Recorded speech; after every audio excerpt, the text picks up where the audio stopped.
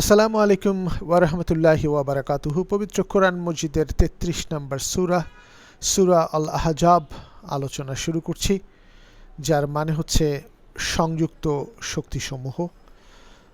যে উপজাতিবৃন্দ ছিল তাদের সংযুক্ত শক্তিসমূহ ছিল ব্যাটল অফ ট্রেঞ্চে, the clans, the confederates, the coalition forces, and alliance among the Quraysh and other tribes. Alliance ছিল যে সংযুক্ত শক্তিসমূহ ছিল কুরাইশদের এবং অন্যান্য ট্রাইবসদের। সেই পরিপ্রেক্ষিতে এই আহজাব সূরাটা আমরা আলোচনা করছি। কিছুটা পরিপ্রেক্ষিত বলে নেই এই প্রথম পর্বে। বিসমিল্লাহির রহমানির রহিম। এটা আসলে একটা যুদ্ধকেন্দ্রিক ব্যাপার থেকেই শুরু হচ্ছে। এই সূরাটা বদর যুদ্ধের পর থেকে হুদাইবিয়ার সন্ধির পূর্ব পর্যন্ত সময়কার মদিনার মুসলমানদের অবস্থা বর্ণনা করে এবং তাদের জীবনধারার একটা বাস্তব চিত্র তুলে ধরে। এ সময় তারা যেসব দুর্ঘটনার সম্মুখীন হয়েছেন এবং এই নবীন ইসলামী রাষ্ট্র যে সামাজিক আচরণবিধি গড়ে তোলে, সূরায় তার উল্লেখ আছে। এরপর অবশ্যই এই ঘটনা, আচরণবিধি সংক্রান্ত আলোচনা, পর্যালোচনার অন্যান্য বিষয়ের তুলনায় ক্ষুদ্র কলেবরের এবং এই সূরার একটা সীমিত অংশ জুড়ে এর অবস্থান আছে। এতে ঘটনাবলী, আচরণ বিধিগুলোকে ইসলামের প্রধান মূলনীতির সাথে যুক্ত করা হয়েছে। এই জায়গাটা ইম্পর্টেন্ট। এই প্রধান মূলনীতি হলো আল্লাহর প্রতি ঈমান আনা এবং তার নির্ধারিত ভাগ্য অম্লান বদনে মেনে নেওয়া। মানে এই যে আল্লাহর প্রতি ঈমান এনে যা ঘটবে এবং তার উপর বিশ্বাস, আমার সর্বাত্মক প্রচেষ্টা নিব, কিন্তু ওই তৌহিদের বাণীর উপর ভিত্তি করে একক সৃষ্টিকর্তার যে প্রিন্সিপাল জীবন বিধান দিয়েছেন তা মেনে চলে। সূরার প্রথম 4 আয়াতে মূলনীতি দুটো প্রতিফলিত হয়েছে, আমরা আলোচনা করব পরবর্তীতে পুরো সূরাটা। অনুরূপভাবে সূরার প্রথম ভাগে সামাজিক আচরণ বিধি সংক্রান্ত মন্তব্যও তা প্রতিফলিত হয়েছে। এ মন্তব্য রয়েছে 6, 7 এবং 8 নম্বর আয়াতে। আহজাব তথা খন্দক যুদ্ধের দিন বা ব্যাটল অফ ট্রেঞ্চ যাকে বলা হয়, যেসব মুসলমান পালিয়ে গিয়েছিল তাদের আচরণ সংক্রান্ত মন্তব্যও তার প্রতিফলন ঘটেছে। এখান থেকেই সূরার নামকরণ হয়েছে আহজাব। এ মন্তব্য রয়েছে 16 এবং 17 নম্বর আয়াতে। অনুরূপভাবে ওই যে জাহেলি যুগের, যে অন্ধকার যুগের প্রচলিত রীতি প্রথা ও ধ্যান ধারণার পরিপন্থী নতুন সামাজিক আচরণবিধি সম্পর্কে এই মন্তব্যটাও মূলনীতিদ্বয়েই অভিব্যক্তি ঘটেছে। কোনো ইমানদার নারী পুরুষের অধিকার নেই যে আল্লাহ তাআলা ও তার রাসূল কোনো বিষয়ে ফয়সালা করার পর সে ব্যাপারে সে নিজের খেয়াল খুশির মতো কাজ করবে। সবশেষে এই প্রতিফলন ঘটেছে সূরার শেষ ভাগে 72 নম্বর আয়াতের গুরুগম্ভীর ঘোষণায়। মদিনার মুসলমানদের জীবনের এই অংশটা একটা উল্লেখযোগ্য বৈশিষ্ট্য রয়েছে। মুসলমানদের রাষ্ট্রীয় সামাজিক জীবনে ইসলামিক স্বাতন্ত্র্যের লক্ষণগুলি এই সময়েই ফুটে উঠেছিল। কারণ মক্কায় তারা যে সংগ্রাম করে একটা আদর্শ প্রতিষ্ঠিত করে তারপর চলে আসতে হয়েছিল মদিনায়, এখানে অনেক বিষয় রাষ্ট্রীয় সামাজিক জীবনে ইসলামী স্বাতন্ত্র্যের বিষয়গুলো উঠে আসে। তবে সেটা একদিকে যেমন স্থিতিশীল হয়নি, তেমনি তার সর্বময় কর্তৃত্ব আধিপত্য প্রতিষ্ঠায় সফল হয়নি, যেমনটি হয়েছিল মক্কা বিজয়ের পর এবং দলে দলে ইসলাম গ্রহণ, ইসলামী সরকারের হাতে প্রশাসন ক্ষমতা হস্তান্তরিত হওয়ার পর।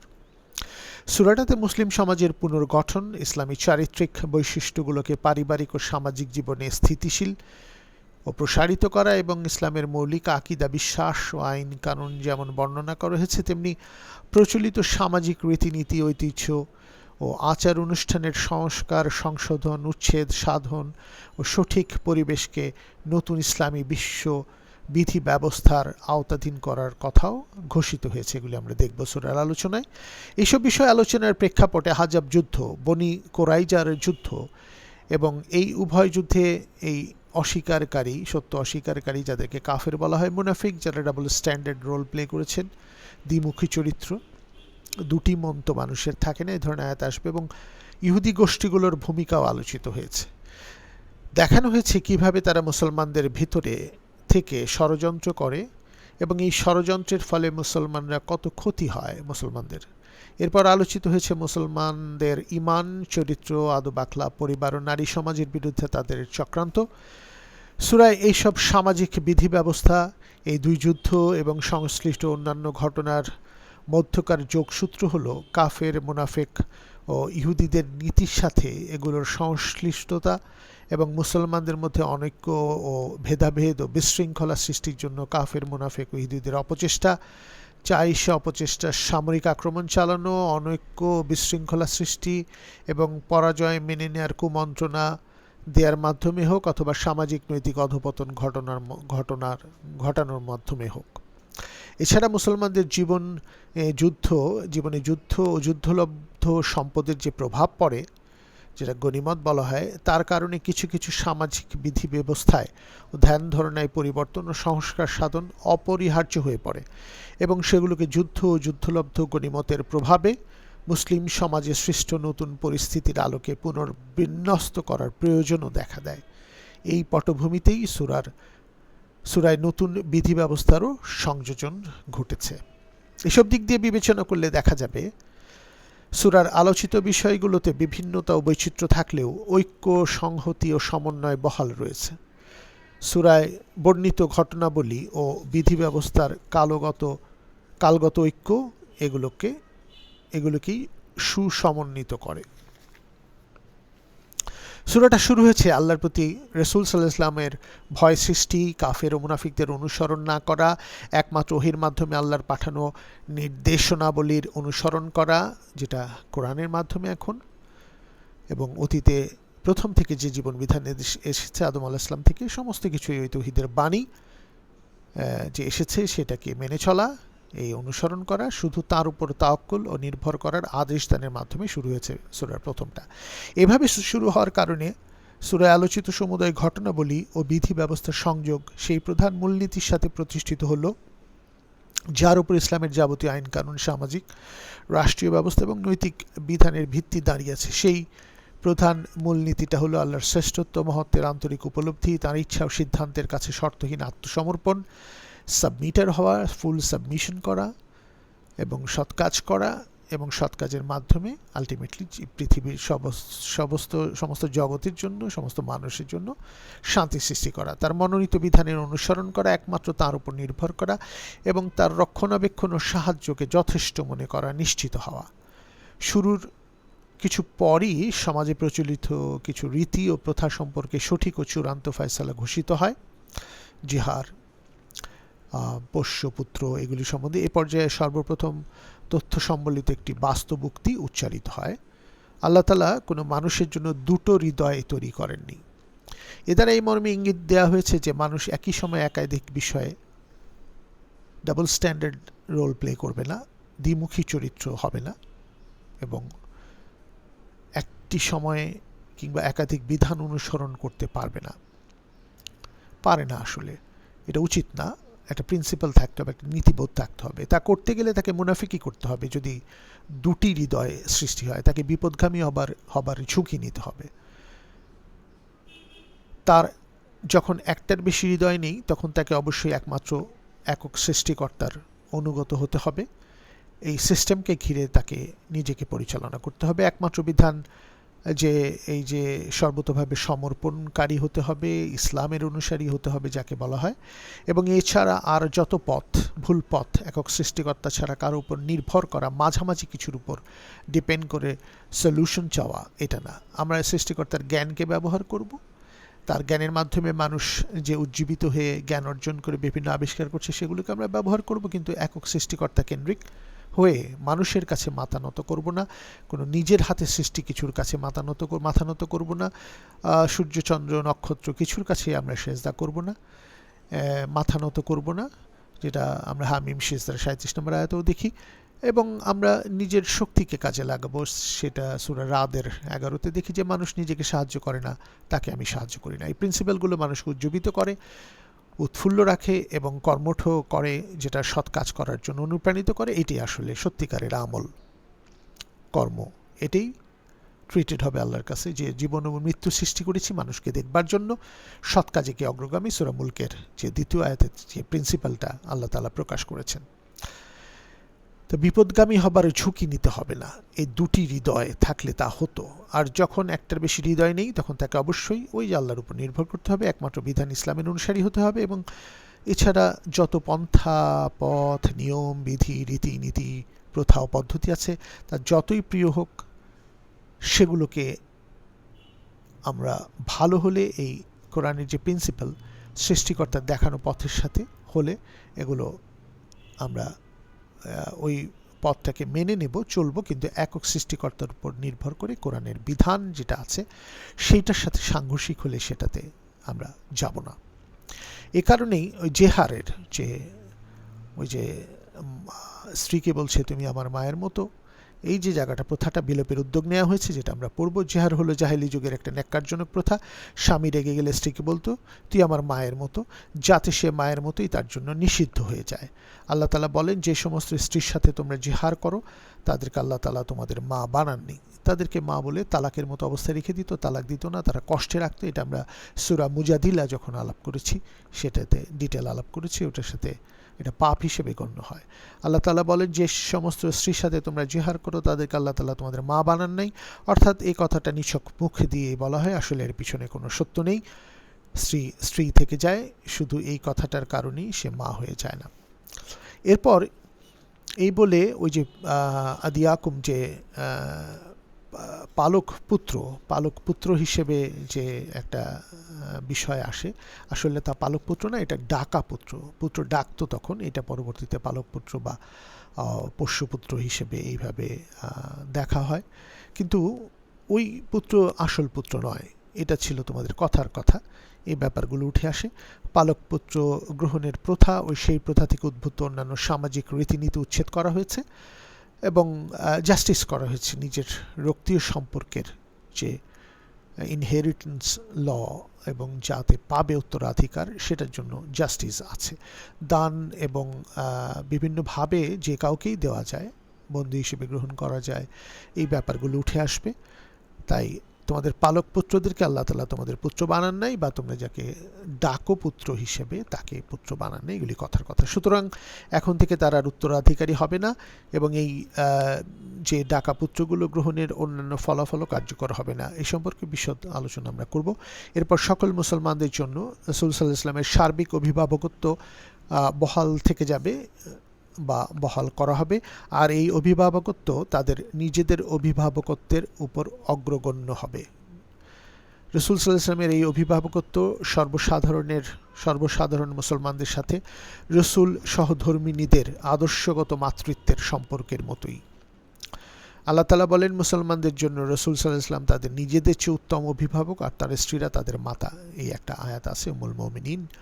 অতঃপর হিজরতের প্রথম দিকে আনসার ও মুহাজিরদের মধ্যে, যে আনসার যারা ওই মদিনায় ছিল এবং মুহাজির যারা মক্কা থেকে গিয়েছে, মুহাজিরদের মধ্যে যে ভ্রাতৃত্বের সম্পর্ক গঠন করা হয়েছিল, সেই ভ্রাতৃত্বের ফলাফলও বাতিল করা হয়েছে। কারণ ওই সময় অনেক সম্পত্তির উত্তরাধিকার এবং অনেক সামাজিক রীতিনীতির যে রক্তকেন্দ্রিক রক্তীয় সম্পর্কের বাইরে চলে গেছিলো, এগুলো আস্তে আস্তে কারেক্টেড হওয়া শুরু হলো, সংশোধিত হওয়া শুরু হলো এই সময়।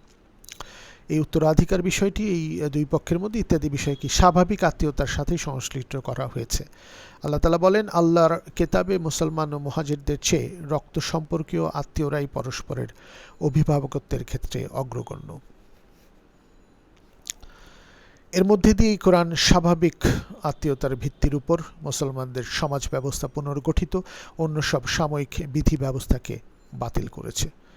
স্বাভাবিক আত্মীয়তার এবং রক্ত সম্পর্কীয় আত্মীয়তা, এই ব্যাপারগুলোতে একটা ডিসিপ্লিন ফ্রেমওয়ার্ক সর্বকালীন যেটা চলবে সেভাবে করা হয়েছে। নাহলে অনেকেই অনেকভাবে রক্তীয় সম্পর্ক যেটা আছে, যেটা সত্যিকারের উত্তরাধিকার, সেটাতে অন্যায় করা হতো, অবিচার করা হতো। ইসলামের বিধান ও আল্লাহর ফয়সালা থেকে উৎসারিত এই পুনর্গঠন প্রক্রিয়া সম্পর্কে এই বলে মন্তব্য করা হয়েছে যে এটাই আল্লাহর প্রাচীন কিতাবে লেখা রয়েছে, সবসময় এইভাবেই ছিল, এবং নবীদের কাছ থেকে, বিশেষত তাদের মধ্য থেকে অধিকতর মর্যাদাবান নবীদের কাছ থেকে এটাই বাস্তবায়িত করার অঙ্গীকার নেওয়া হয়েছিল। মূলত আইন কানুন ও নীতি নির্দেশনাবলীর ক্ষেত্রে এরূপ মন্তব্য করা কোরআনের স্থায়ী রীতি। এ রীতির উদ্দেশ্য হলো এসব আইন কানুন ও নীতিমালাকে মানুষের মন মগজে বদ্ধমূল করা, যে এটাই চলে আসছে এবং তৌহিদের যে ভিত্তি প্রথম সৃষ্টির থেকেই এখন পর্যন্ত চলে আসছে এবং এটা চলমান থাকবে, এটাই প্রিন্সিপাল। দ্বিতীয় অধ্যায়ে আল্লাহ তাআলা মোমেনদের উপর বা বিশ্বাসীদের উপর ইসলামের শত্রুদের সর্বাত্মক ঐক্যবদ্ধ আক্রমণজনিত খন্দক যুদ্ধকে নস্যাৎ করে দিয়ে যে অনুগ্রহ করেন তা স্মরণ করিয়ে দিয়েছেন। এরপর খন্দক যুদ্ধের দুটো ঘটনা ও বনু কোরাইজার ঘটনার প্রাণবন্ত দৃশ্য তুলে ধরা হয়েছে। এগুলো উপস্থাপন করা হয়েছে পর্যায়ক্রমিকভাবে এবং এমনভাবে যে অন্তরের সুপ্ত অনুভূতি, প্রকাশ্য তৎপরতা এবং দল ও ব্যক্তির মধ্যকার সংলাপ স্পষ্ট হয়ে উঠেছে। যুদ্ধ ও তার সাথে সংশ্লিষ্ট ঘটনাগুলোর দৃশ্য অঙ্কনের সময় বিভিন্ন নির্দেশাবলীকে যথাস্থানে উল্লেখ করা হয়েছে, আর বিভিন্ন ঘটনাবলীর উপর যে মন্তব্যগুলো করা হয়েছে সেগুলো করা হয়েছে কোরআনের স্থায়ী নিয়ম অনুসারে। বাস্তবে যা ঘটেছে এবং মগজে যে প্রচণ্ডভাবে আলোড়িত করেছে তার মধ্যে দিয়ে জীবনের জন্য স্থায়ী মূল্যবোধ নির্ধারণে কোরআনের স্থায়ী নিয়ম অনুসৃত হয়েছে।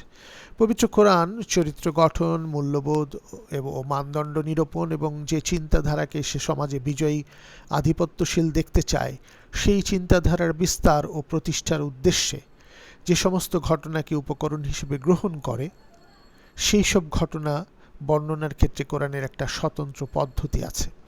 কোরআনের এই পদ্ধতিটা হলো সে সংগঠিত ঘটনাকে হুবহু বর্ণনা করবে, সেই সাথে প্রকাশ্য ও সুপ্ত অনুভূতিও তুলে ধরবে, ভিতরের গভীর অনুভূতি। অতঃপর তার তথ্যাবলী এমনভাবে উদ্ঘাটন করবে যে তার যাবতীয় গুপ্ত দিক প্রকাশিত হবে। তারপর মুসলমানদেরকে যা ঘটেছে সে সম্পর্কে নিজের সিদ্ধান্ত জানাবে।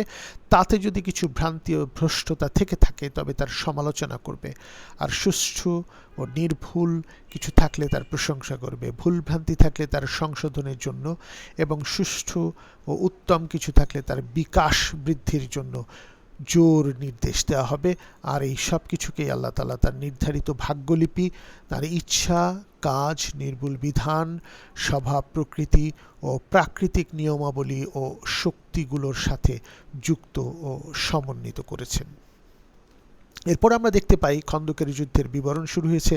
হে ঈমানদাররা, তোমাদের উপর আল্লাহর অনুগ্রহ স্মরণ করো, যখন তোমাদের কাছে শত্রু সেনারা এলো, আমি তখনই তাদের কাছে বাতাস বা তোমরা কখনো দেখোনি এমন বাহিনী পাঠালাম। এটা ফোর্স, একটা পজিটিভ ফোর্স তাদেরকে পরাজিত করে। আয়াত 9 এর মাঝখানে রয়েছে বলো তোমাদের পালানোতে কোনো লাভ হবে না। আয়াত 16-17 তোমাদের জন্য আল্লাহ রসুলের মধ্যে সর্বোত্তম আদর্শ, মানে রিসালাতের মধ্যে রসুল যে বিধিবিধান ফলো করেছেন, এখানে কোরআন, অন্যান্য নবী রসুলরা যে বিধিবিধান তখন ছিল তা ফলো করে এসেছেন, যা মানুষ বিকৃত করেছে, এই জায়গাটাকে আসল রিসালাত, এটি আলোকবর্তিকা তারা হন।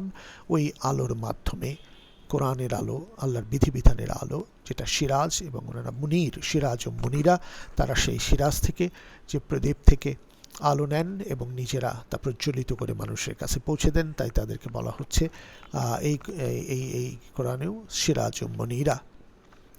এবং সবার শেষে আয়াত 21, সবার শেষে আয়াত 21টা বললাম সর্বোত্তম আদর্শ, এবং আয়াত 24 এবং সবার শেষে সত্যনিষ্ঠদেরকে যেন আল্লাহ তাদের সত্যনিষ্ঠার জন্য পুরস্কার দিতে পারেন, এই বিষয়ে একটা চমৎকার নীতিবোধ প্রকাশিত হচ্ছে।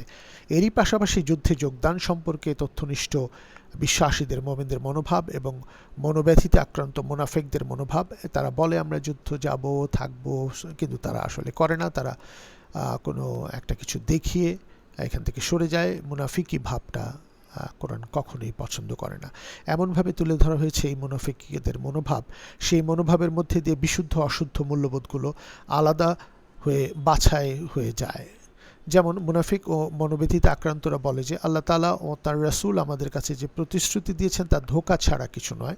মুমিনরা যখন আক্রমণকারী সেনা দলগুলোকে দেখলো তখন বলল, আমাদের সাথে আল্লাহ তার রাসূল যে প্রতিশ্রুতি দিয়েছেন তা তো এটাই। এতে তাদের প্রত্যয় ও আত্মসমর্পণ কেবল বেড়েই যায়, সৃষ্টিকর্তার উপর যে সমর্পণ। অতঃপর অকাট্য ফয়সালা ও দৃঢ় বিশ্বাস সহকারে ঘোষণা করা হয়েছে। আর আল্লাহ তাআলা কাফেরদেরকে তাদের আক্রোশ সহকারে ফেরত পাঠালেন। তারা এক বিন্দু লাভবান হতে পারল না।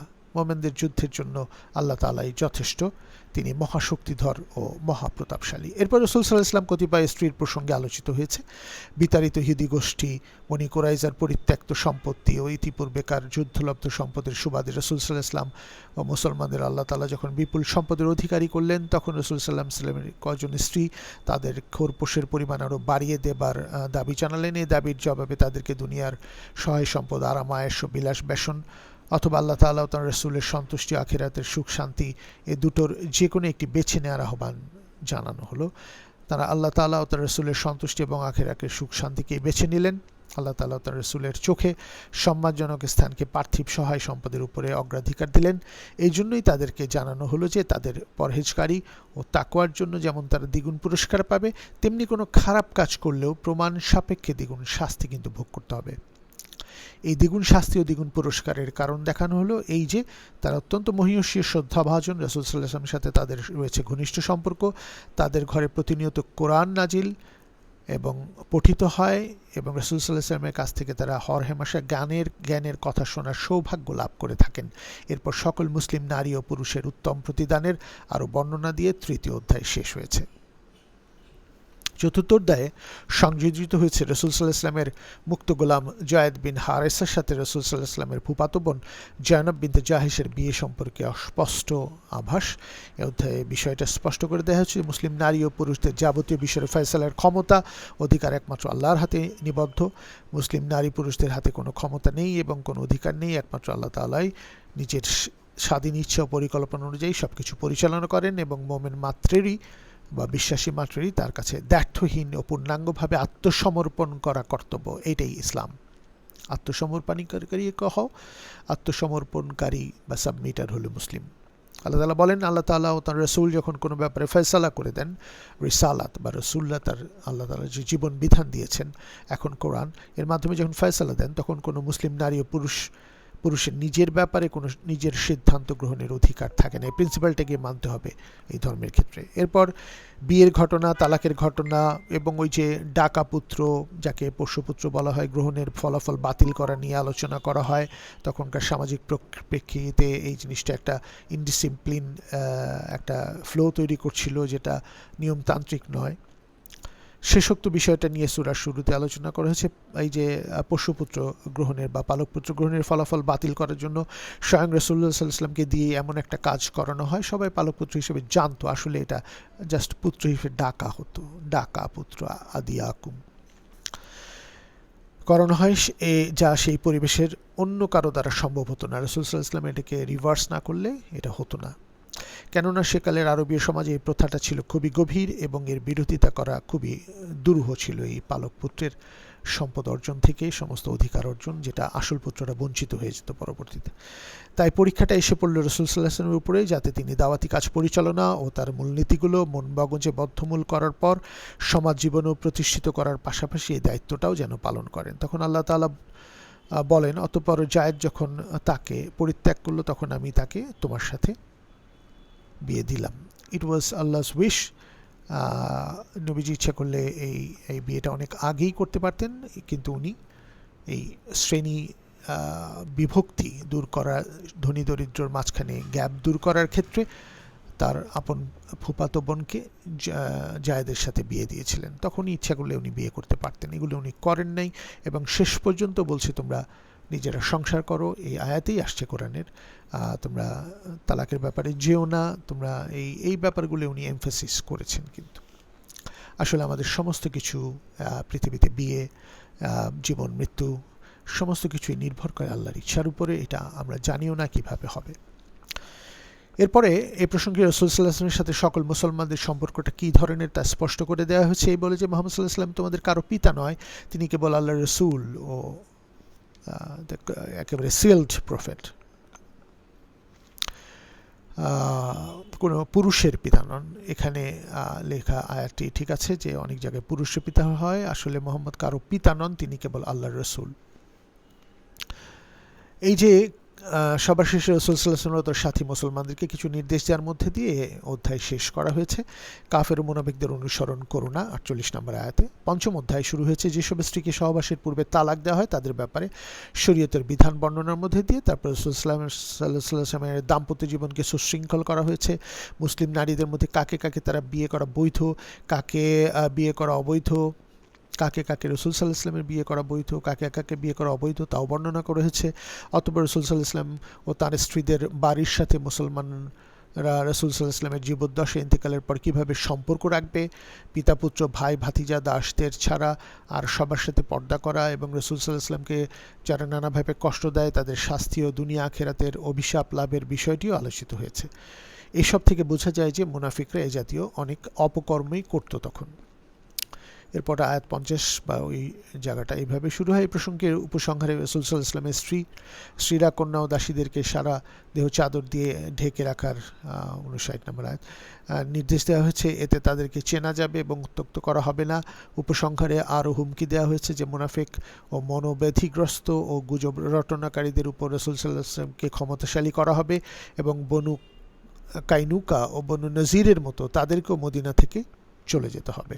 অথবা এসব কথা থেকে বোঝা যায় যে এই গোষ্ঠীগুলো মদিনার মুসলমানদেরকে নানা ন্যাক্কারজনক পন্থায় কষ্ট দিত। ষষ্ঠ ও সর্বশেষ অধ্যায়ে বলা হয়েছে যে লোকেরা কিয়ামত কবে হবে এই প্রশ্ন করে। জবাবে বলা হয়েছে কিয়ামতের জ্ঞান একমাত্র আল্লাহ তাআলার। আভাস দেওয়া হয়েছে কিয়ামত ঘনিয়েও এসে থাকতে পারে যে কোনো সময়। এরপর কিয়ামতটা একটা ভয়াবহ দৃশ্য দেখানো হয়েছে 66 নম্বর আয়াতে, 67, 68 নম্বর আয়াতে তাদের নেতাদের বিরুদ্ধে তাদের কঠোর প্রতিশোধ স্পৃহা ব্যক্ত করা হয়েছে, কেননা তারাই তাদেরকে আনুগত্যের সুযোগ দিয়ে তাদেরকে বিপদগামী করেছে। অতঃপর সূরার সমাপ্তি টানা হয়েছে এমন একটা বক্তব্য দেওয়ার মাধ্যমে যা গভীর তাৎপর্যবহ। আমি এই আমানতকে আকাশ ও পৃথিবীর সামনে রেখেছিলাম, এই বিধিবিধান কোরআনকে, কিন্তু তারা এটা বহন করতে অস্বীকার করলো। 72-73 নম্বর আয়াতে থেকে জানা যায় যে মানব জাতির ঘাড়ে যে দায়িত্বের বোঝা চাপানো হয়েছে, বিশেষত এই যারা আত্মসমর্পণকারী একক সৃষ্টিকর্তার কাছে, যাদেরকে মুসলমান বলা হয়, তাদের ঘাড়ে যে কত বড় মুসলিম উম্মাহ একাই এই গুরু দায়িত্ব বহন করছে বা করতে হবে। মুসলিম উম্মাহ মানে সমর্পিত একক সৃষ্টিকর্তার উপর একটা সম্প্রদায়, যারা সকলেই হবে মানব সম্প্রদায় এবং তারা সৎ কাজ করবে, আলটিমেটলি শান্তি প্রতিষ্ঠিত করবে। এই দায়িত্ব হচ্ছে ইসলামী আকীদা ও আদর্শ এবং তার উপর টিকে থাকার দায়িত্ব। এই দায়িত্ব উপলব্ধি করার দাওয়াত দিতে হবে এবং এর উপর ধৈর্য ধারণ করতে হবে, জ্ঞান অর্জন করতে হবে কোরআনের, তারপরে দাওয়াতটা তো দিতে হবে। নিজেদের উপর ও সারা পৃথিবীতে আদর্শকে বাস্তবায়িত করতে হবে। এ আহ্বান সমগ্র সূরার বিষয়বস্তুর সাথে, তার পটভূমির সাথে ও আল্লাহর বিধানের মেজাজের সাথে সঙ্গতিপূর্ণ। এ বিধান মুসলিম জাতিকে তার মূল আদর্শের উপর পুনঃপ্রতিষ্ঠিত করতে চায়। এই সংক্ষিপ্ত পরিচিতির পর এবার সূরার বিশদ ব্যাখ্যায় আমরা এরপরে যাব আয়াত ধরে ধরে। আমরা এই হাজাব সম্বন্ধে যতটুকু জানলাম, এই বিষয়টা আমাদের মনের মধ্যে যদি গেঁথে নিতে পারি, তাহলে আমরা দেখব যে এই বিষয়টা আমাদেরকে কতটুকু অনুপ্রাণিত করছে এবং অসাধারণভাবে এই সূরাটা বুঝবার ক্ষেত্রে আমাদেরকে এগিয়ে নিয়ে যাবে। এর পরের পর্বে আমাদের সূরাটা আয়াত ভিত্তিকভাবে আলোচনা শুরু হবে। ধন্যবাদ। জাযাকাল্লাহু খাইরান। আসসালামু আলাইকুম ওয়া রাহমাতুল্লাহি ওয়া বারাকাতুহু।